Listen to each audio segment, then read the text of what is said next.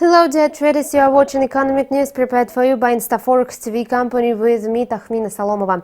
In spite of the fact that today's economic calendar is not packed with significant events, some of them succeeded in improving trading sentiment in the market. Thus, for example, the OPEC has finally expressed its readiness to enter into negotiation over crude prices stabilization with its competitors. In addition, the OPEC cartel of leading oil production countries reportedly had announced its willingness to cooperate with Russia. However, the further developments show that such cooperation could hardly take place.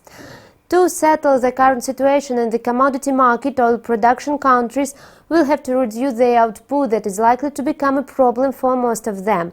Meanwhile, black gold prices were about to enter the territory below $29 a barrel today. However, crude prices managed to bounce off lows and consolidated. Today, Brent futures for March delivery hit the level of $30.66 a barrel on the ICE in London.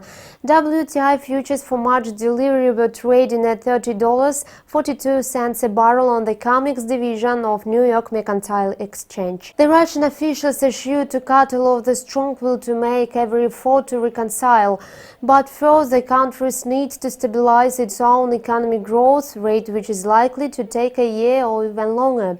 Crude gradually consolidated on the back of analysts' optimistic forecast for its further dynamic. Conversely, commodity currencies are heavily weighed by the US dollar. As oil moved downwards, the Canadian dollar moved lower and lower against the greenback.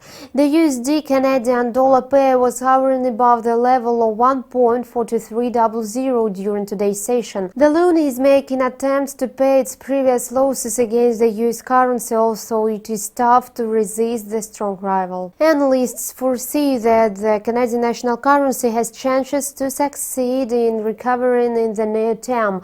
Meanwhile, market participants hope that the situation with crude oversupply will settle soon enough. Stay with InstаФорекс TV to find out whether it happens or not.